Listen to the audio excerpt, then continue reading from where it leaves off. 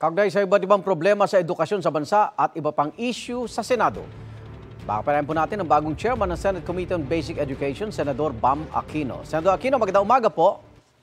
Yes, good morning, Igan. Magandang umaga. Okay, una po, paliwanag lang po at yung pagsali nyo sa Senate Majority, para maituloy nyo lang yung mga pinangako nyo nung kampanya.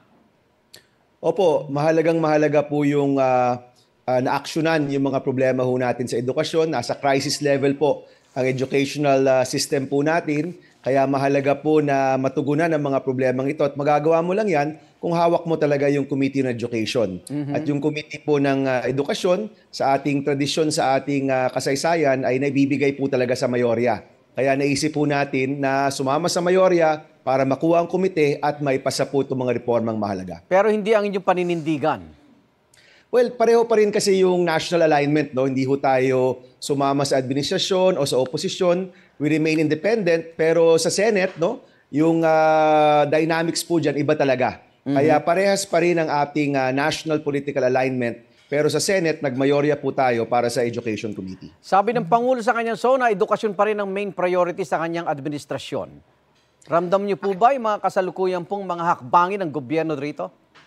Well, makikita natin yan sa budget, Igan, no? At nung isang araw, nanawagan na nga tayo na itaas ang budget ng edukasyon, gawin natin tong highest ever sa ating kasaysayan para matugunan yung iba't ibang mga problema at babantayan ng Committee on Education yung mga pangakong yan, no? Of course, natutuwa naman tayo na gagawing priority ang edukasyon sa susunod na mga taon, pero kailangan bantayan, kailangan masigurado na yung mga binabanggit sa SONA nangyayari talaga, may pondo na i-implement ng maayos at nakukuha natin yung iba't ibang grupo na magsama-sama at magtulungan para sa issue na ito. Ano po uunahin nyo para tugunan itong nakikita mga problema sa edukasyon?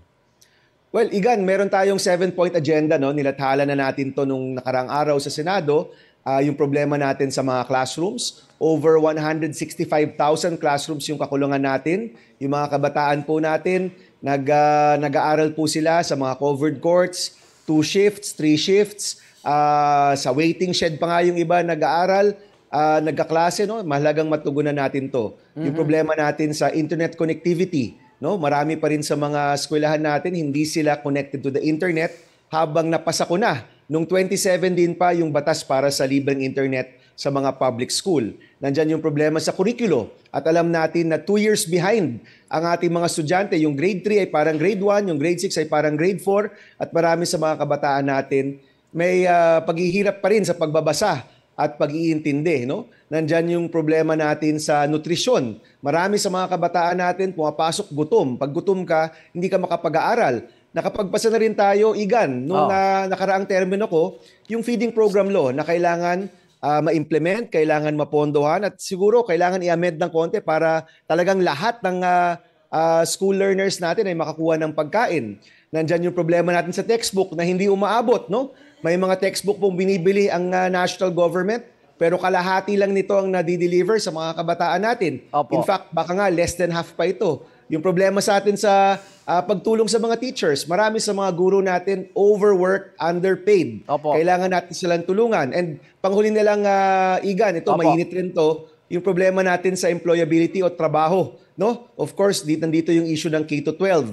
Mahalaga na matugunan yung issues natin ng K-12, yung ating grade 12 graduate, dapat employable sila at matupad yung pangako ng programang ito na kung gagraduate ka ng grade 12, hindi ka nakapagkolehiyo, dapat kaya mo na magtrabaho. Yan yung 7 main agenda points natin. Nung nakaraang araw sa Senado, marami ring minungkahi yung iba nating kasama, tungkol rin sa bullying, tungkol sa iba't ibang mga bagay at nangako naman tayo na tatalakayin natin to, hahanapan natin ng solusyon at mahigit sa lahat, hahanapan natin ng pondo para mapondohan ito at masigurado natin yung pera ng bayan na pupunta talaga sa tama. Salamat po. Dumako tayo sa impeachment, Senador. Opo. Pag-uusapan sa August 6 ng Senado, kayo ba'y nanumpa na bilang member ng impeachment court? Well, yan nga, Igan, yan yung isa sa mga debate namin, no, nung caucus. At pag-uusapan namin to sa Wednesday. No? Ang pakiwari ko po kasi, dapat mag-convene yung impeachment court, manumpa kami bilang senator judge at doon mag-decide, no? Kung anong mangyayari, kung conviction, acquittal or dismissal ba yung mangyayari. Ang mukhang ang pakiramdam po ng iba ay hindi na mag-convene ng impeachment court kahit man lang mag-decide kung ano yung gagawin, no? Opo. So ito mismo yung mga debate natin sa Wednesday at naghahanda na rin po kami para ibigay yung ating posisyon dito po sa isyong ito. Initially, posisyon nyo, dapat ituloy ang impeachment trial? Yes. Dapat pong ituloy, ang Senado po ang siyang may kapangyarihan pagdating sa impeachment court at pagdating sa impeachment, no? Kaya ang isang posisyon po natin, i-convene ang impeachment court at doon mag-decide bilang impeachment court kung ano po yung gagawin, no? Hindi po ito tungkol sa guilt or innocence ni Vice President Sara Duterte, ito po tungkol sa independence ng Senado, no?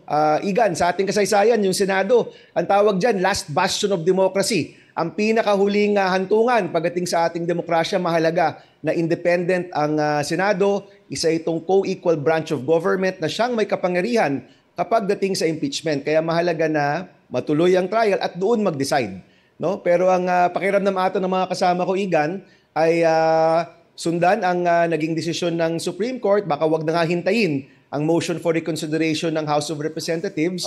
At yun na, no? Yun na yung desisyon sa Wednesday. Kaya tingnan na lang po natin kung ano po yung magiging debate at botohan pagdating po ng Wednesday. Maraming salamat, Senador Bam Aquino. Ingat po kayo. Salamat po. Igan, mauna ka sa mga balita, mag-subscribe na sa GMA Integrated News sa YouTube para sa iba't ibang ulat sa ating bansa.